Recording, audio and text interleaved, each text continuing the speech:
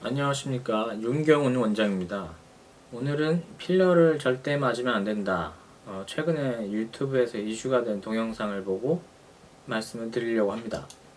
거기에 나온 내용을 대략적으로 보면 필러는 절대 흡수되지 않는다. 무조건 얼굴이 처진다. 무조건 얼굴에 쌓인다. 뼈가 패일 수 있다. 이 정도 내용으로 정리를 할 수 있겠죠. 저에 대해서 대충 소개를 하자면, 저는 한국 엘러간 수석 자문이고 작년에 우리나라에서 레스트리안을 가장 많이 사용한 병원의 대표 원장입니다. 저희 병원에서는 거의 저 혼자만 필러를 합니다. 저 혼자 1년에 보통 필러를 7000cc 이상 사용합니다. 그 동영상을 보고 많은 고민을 했습니다. 저는 필러를 10년 이상 하였는데 현재는 거의 쉴 틈 없이 하루 종일 히알루론산 필러만 합니다. 다른 필러는 일치하지 않아요. 히알루론산 필러만 하고 있고, 개업하고 여러가지 시술을 해보았습니다. 레이저도 해보고 여러가지 수술 빼곤 다 해봤지만, 해보니까 필러가 가장 즉각적이고 장기적인 만족도가 높았습니다. 그래서 필러를 중점적으로 했고, 필러를 많이 하면서 필러가 쉽게 잘 없어지지 않는 것을 깨달았어요. 해보면은 예를 들어 보통 그 당시만 해도 의사들도 그렇고 고객분들도 1년 지나면 다 없어지니까 1년 뒤에 또 맞으시면 된다. 이게 이제 상식처럼 통했습니다. 지금도 그렇게 설명하는 병원 많이 있죠.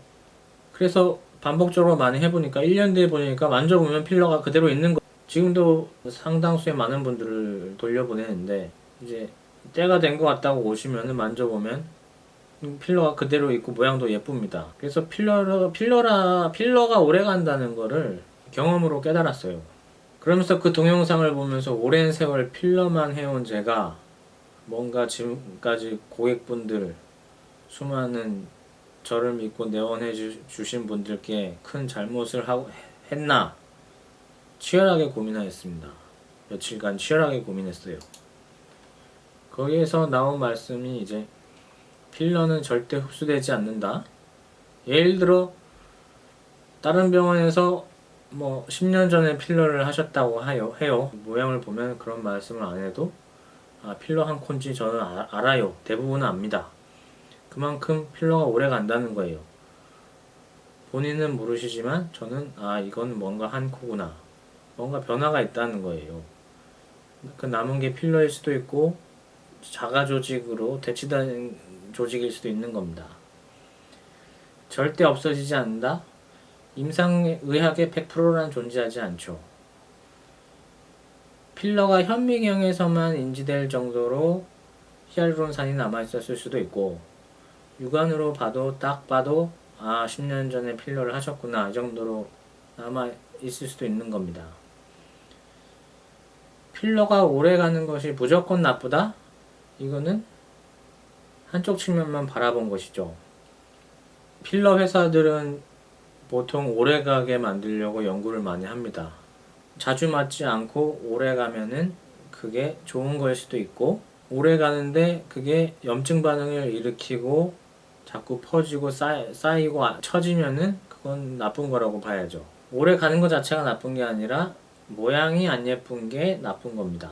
그러니까 모양을 예쁘게 유지하면서 오래가게 하면은 성공인 겁니다. 예전에도 제 블로그에도 썼었고 상담할 때도 항상 말씀드리지만, 필러는 1년 지나서 다 없어지는 거 아니냐고 보통 많이들 물어보시는데, 필러는 생각보다 오래가고 한 번 넣은 필러가 10년 넘게 갈 수 있다고 말씀을 드리고 있었어요. 그래서 동영상이 뿐만 아니라 이런 게 한번 이슈는 될 거라고 전 개인적으로는 생각하고 있었어요.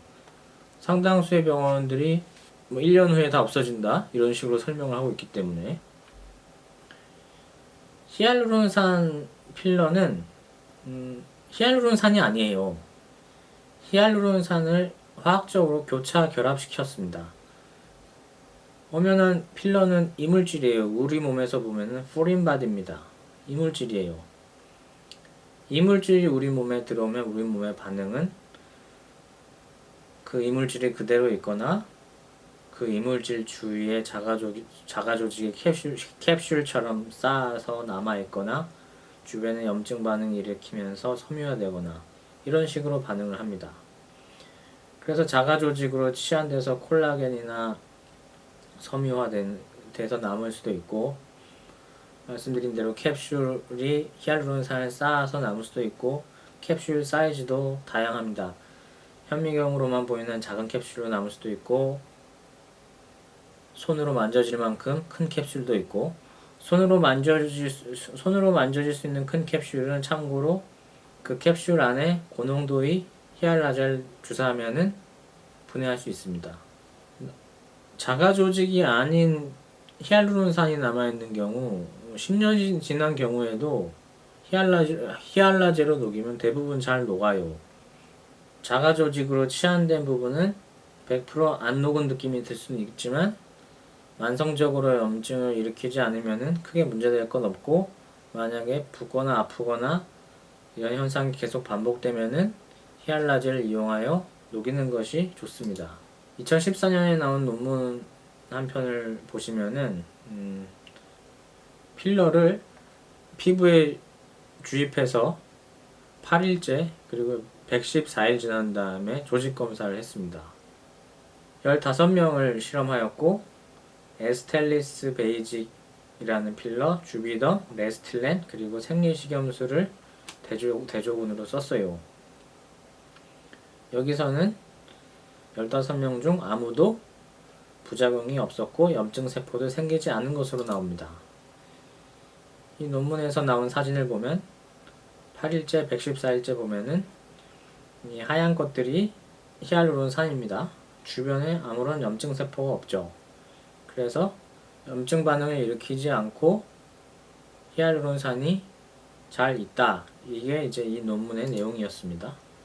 그리고 이건 2007년에 나온 논문인데 74세 여성분에게 이제 입술에 히알루론산 필러를 주입하고 6개월 지난 다음에 이제 조직 검사를 한 결과 이제 필러가 덩어리처럼 이렇게 현미경상에 있고 주변에 염증 세포들이 존재하는 것으로 나왔고, 이 조직은 나중에 섬유화 되겠죠.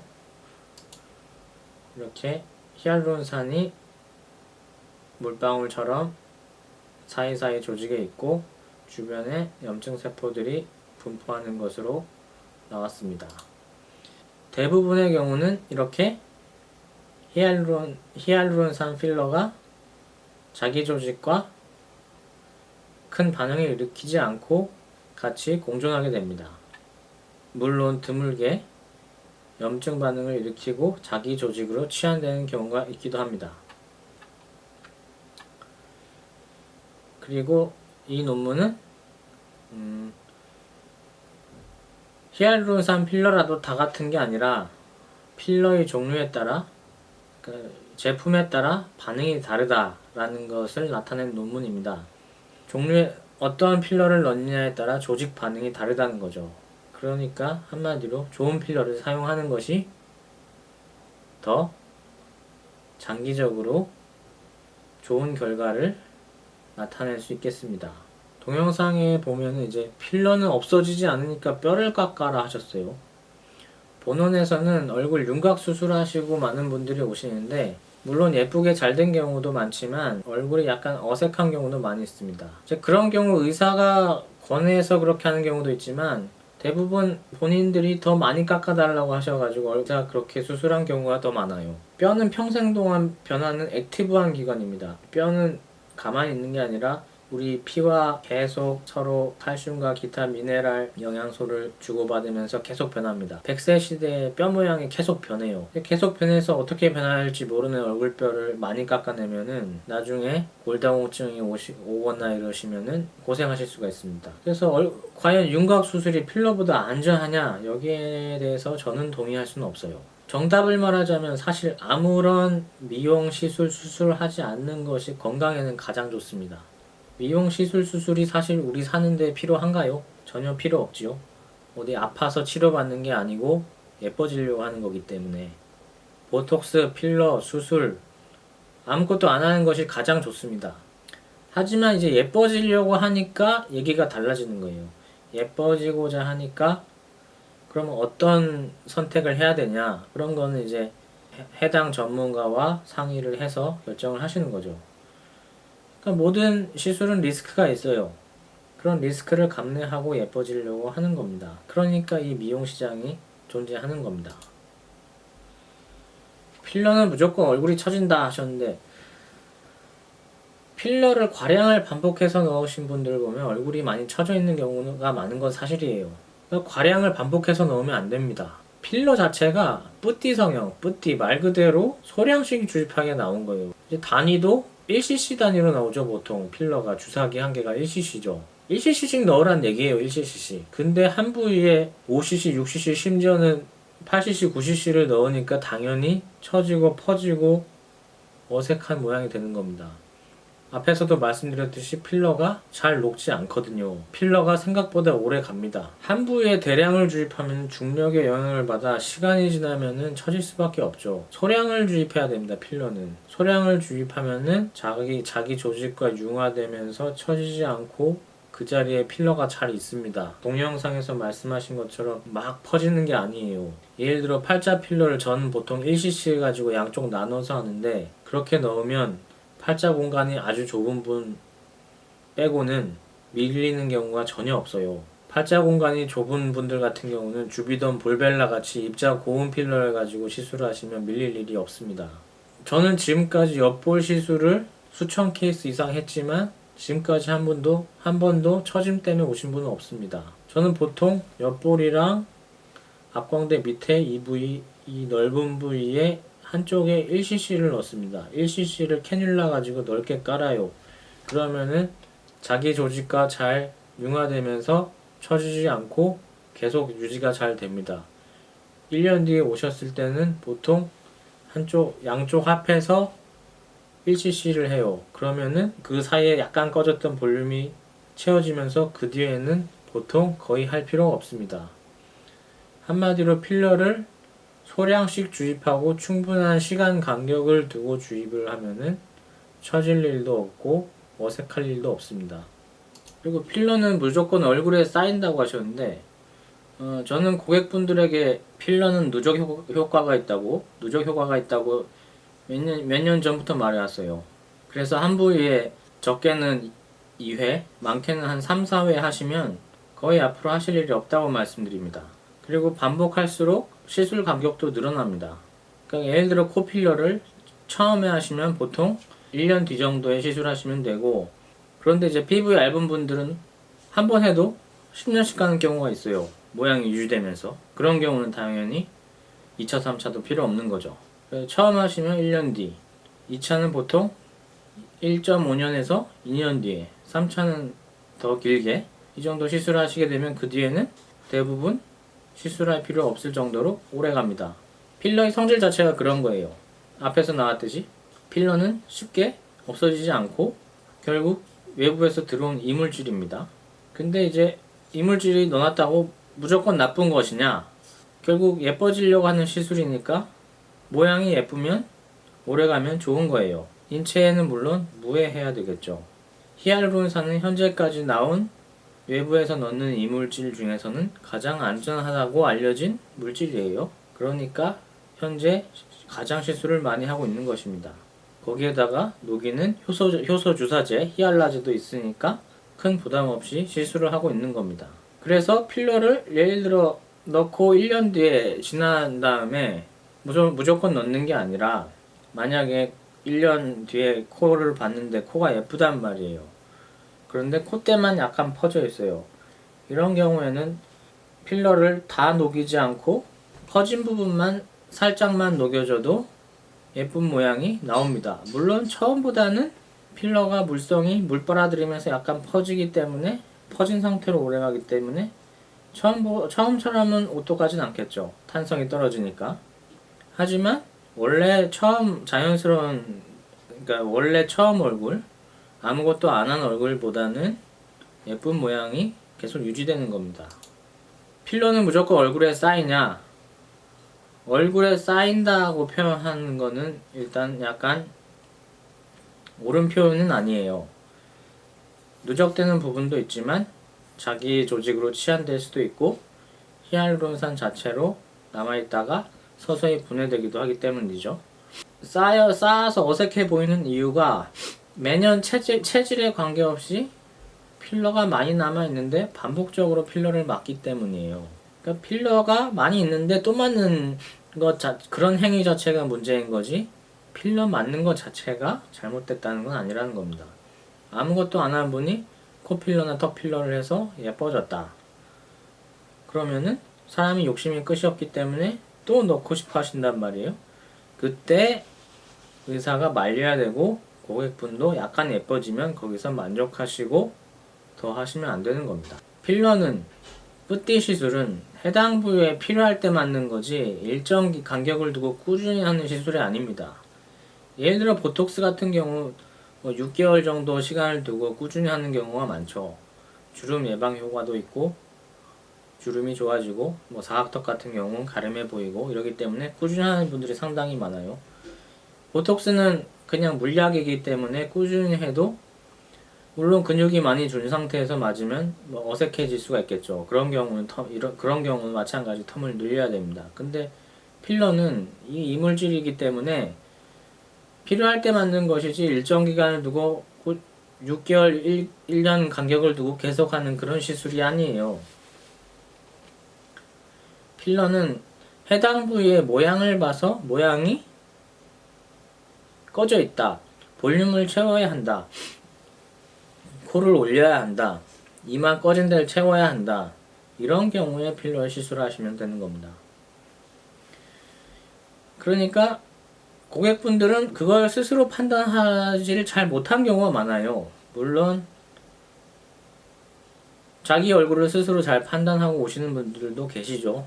그런 경우엔 맞춰서 하시면 되겠고, 근데 무조건 얼굴에 볼륨을 많이 넣기 원하는 분들이 있단 말이에요. 그런 경우는 의사가 말려야 합니다. 말리고 그렇게 하시면 안 되고 지금은 하시면 안 되고 오히려 약간 녹여주거나 시간이 몇 년 흐른 다음에 얼굴이 볼륨이 꺼진 다음에 시술을 하자 이런 식으로 권해야 되는 겁니다.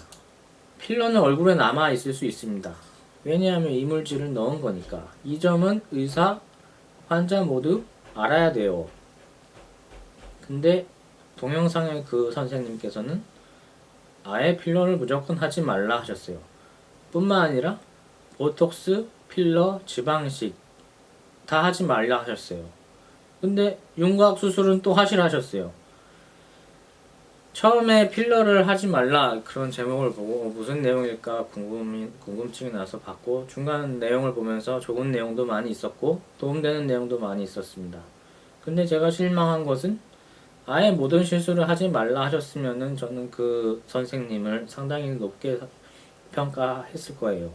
근데 필러 지방 이식 이런 건 하지 말고 윤곽 수술을 대신 하라 이런 말씀을 하셨어요.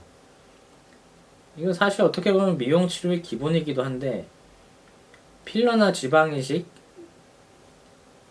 그리고 엘란세, 스컬트라 이런 볼륨 치료를 과연 윤곽 수술로 대신할 수 있나요? 이거는 일반 분들은 잘 대답을 못 하실 수는 있겠지만 미용을 하는 의사는 누구나 압니다. 미용을 1년 안 하신 의사 선생님도 알아요. 볼륨 치료랑 윤곽 치료랑은 다르다는 것을. 필러는 얼굴에 남을 수가 있습니다. 이 점은 아까도 말씀드렸지만 의사, 고객 모두 이 점은 잘 아셔야 돼요. 볼륨 치료는 필요하면 해야 됩니다. 젊은 분들 보면은 앞광대 부위나 턱이나 이마나 볼 부위가 볼륨이 살아있어요. 그러니까 동안으로 보이는 겁니다. 할머니들 보시면은 눈 밑 지방은 쌓여있지만 앞광대는 꺼져있고 옆볼은 꺼져있죠. 나이가 들면 꺼지는 부위가 있고 지방이 쌓이는 부위가 있습니다. 볼륨이 필요한 부분에 볼륨을 채워주고 볼륨이 있으면 안 되는 부분은 볼륨을 줄여주면은 동안이 되는 거예요. 예뻐지는 겁니다. 그러니까 필요하면은 예뻐지고 싶으면은 볼륨 치료를 해야 됩니다. 볼륨이 필요한데 거기를 윤곽 뼈를 친다? 이거는 어불성설이죠 사실. 볼륨 치료를 하되 과하지 않게 하는 것이 핵심입니다. 그리고 코필러를 맞지 마라 하셨습니다. 코필러를 맞지 마라. 코필러 높이가 유지가 안 된다. 유지가 안 되는 건 맞습니다.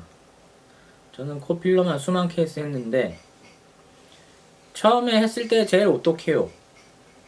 왜냐하면 필러가 탄성이 강하고 한마디로 탱탱하게 있기 때문에 시간이 지나면 물 빨아들이면서 약간 퍼진 상태로 오래갑니다.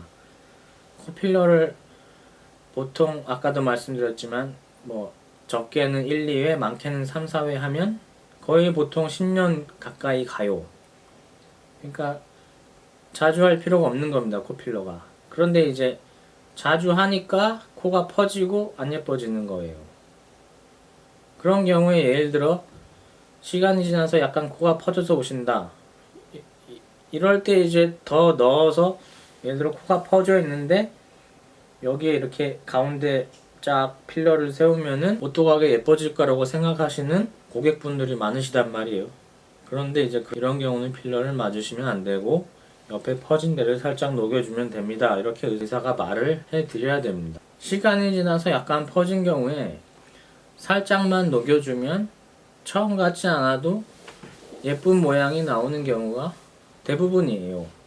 예를 들어 콧대가 약간 퍼져서 다시 맞으시러 오신단 말이에요. 필러를. 그때 필러를 그냥 놓는 병원들이 많습니다. 그러니까 코가 사자코가 되고 아바타처럼 되고 그럼 난 다시 필러 안 맞아야지 이렇게 생각하신단 말이에요. 그게 아니라 코 필러를 맞고 시간이 지나서 약간 퍼졌을 때는 퍼진 데만 히알라제로 살짝 녹여주면 처음 같진 않아도 원래 코보다는 훨씬 예쁜 상태로 계속 유지가 됩니다. 그게 이제 필러 시술의 핵심이고 코필러 시술의 핵심이죠. 코필러와 코수술은 각자 장단점이 있습니다. 자세한 거는 검색해 보시면 쉽게 아실 수가 있으실 거고 수술을 하면은 딱딱한 물질, 연고를 넣든 뭐를 넣든 딱딱한 거를 넣어놓으면 진피층이 얇아지고 코끝 피부가 얇아져요. 그리고 실리콘 같은 경우 딱딱한 물질을 넣어놓으면 뼈 파이는 현상은 당연히 잘 생깁니다. 코수술 부작용은 제가 말씀 굳이 안 드려도 검색해 보시면 아실 거고 코필러도 마찬가지 괴사나 실명 기타 등등 위험성이 있죠. 그러니까 안전한 방식으로 시술을 하고 모양이 예쁜 걸 유지하기 위해서는 과하지 않게 적당한 수준으로 필러를 하고 관리를 해주셔야 됩니다. 모든 의료행위는 리스크가 있습니다. 필러도 마찬가지, 윤곽수술도 마찬가지, 다른 모든 의료 시술과 행위, 약 먹는 것들 다 리스크가 있어요. 제가 항상 상담할 때 드리는 말씀이지만 시술은 득이 실보다 클 때 판단될 때 하는 겁니다. 예를 들어 필러를 해서 더 예뻐질 수 있다, 더 아름다워질 수 있다 이럴 때 약간의 리스크를 감내하고 하시는 거고 했는데 어색해질 것 같다 이러면 하시면 안 되는 겁니다. 수술도 마찬가지죠. 수술은 더 큰 리스크가 있죠. 수술해서 많이 예뻐질 수 있다 그러니까 그 리스크를 감내하고 수술을 하시는 거예요. 필러는 뼈가 파인다 하셨는데 논문에 나온 말대로 필러는 뼈가 패일 수 있죠. 아마 하드한 필러를 높은 압력으로 넣었을 겁니다. 그 시술 받은 환자분께서는 이번에 히알루론산 가지고는 처음으로 발표된 논문이라고 하셨고 필러는 아시다시피 부드러운 겔이죠. 압력이 높은 것이 뼈를 누를수록 뼈는 패이는 겁니다. 뼈는 상당한 액티브한 기관이기 때문에 계속 누르면은 뼈가 파이게 되어 있습니다. 그러니까 예를 들어 실리콘 같은 걸 넣으면은 뼈가 압력이 높은 부위에 넣으면은 파여요. 필러는 그나마 아주 부드러우니까 이번에 처음 나온 거고 말씀하셨듯이 보형물로 뼈가 파이는 거는 이미 널리 알려진 사실이라고 하셨어요. 그러니까 그 빈도는 당연히 필러 수술보다 케이스는 훨씬 많겠죠. 우리나라뿐만 아니라 전 세계적으로. 그런데 이번에 세계적으로 처음 나온 논문입니다. 그러니까 그만큼 보형물에 의한 뼈 패인보다는 드물다는 거죠.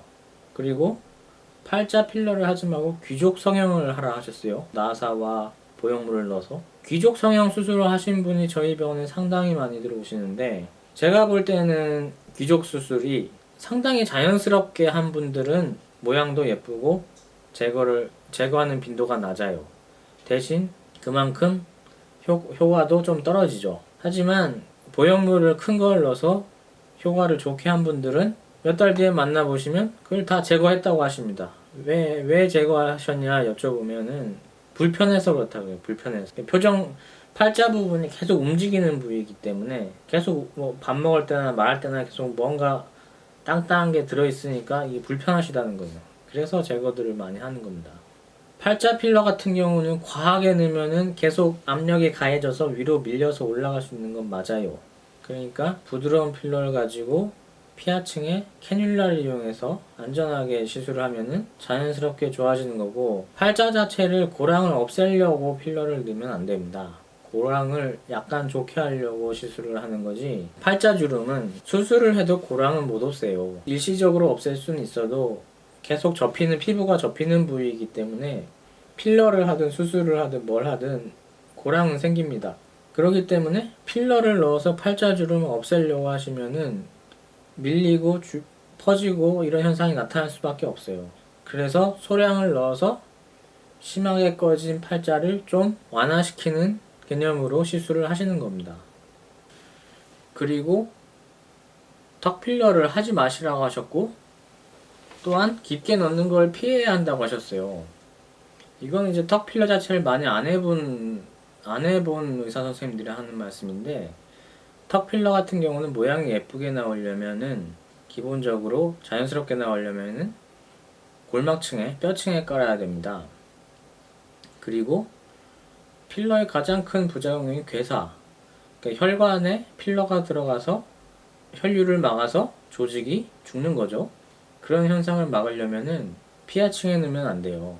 물론 캐뉼라를 이용해서 얕게 넣으면은 뼈층에 넣는 걸 피할 수는 있겠죠. 하지만 근육 위층에 필러가 들어가면은, 턱은 근육이 잘 보이는 부위이기 때문에 근육이 수축을 하면은 필러가 다 보입니다. 턱이 울퉁불퉁해져요. 그러니까 예쁜 턱이 안 나옵니다. 예쁜 턱을 만들려면 당연히 뼈층에 깔아야 돼요. 그러면 뼈가 안 파이게 하려면 어떻게 해야 되냐?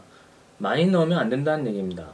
높은 압력이 턱에 작용하면은 뼈가 패여요. 그렇기 때문에 턱 필러는 소량을 깊은 층에 넣고 낮은 압력을 유지하는 것이 핵심입니다. 저는 묻습니다. 처음 그 동영상을 보면서 의사로서 그런 말씀을 하신다는 게 높이 평가하려고 했어요. 근데 자신의 병원에서 많이 하지 않는 윤곽 수술을 주로 하는 병원으로 알고 있는데, 지방이식, 보톡스, 필러를 딱 지정해서 이걸 하지 말라고 하셨어요. 그러면서 윤곽 수술을 하라고 하셨어요. 그러면서 이거는 높이 평가하던 생각이 바뀌었습니다. 아까도 말씀드렸지만 볼륨 치료랑 윤곽 치료랑은 완전히 다른 치료란 말이에요.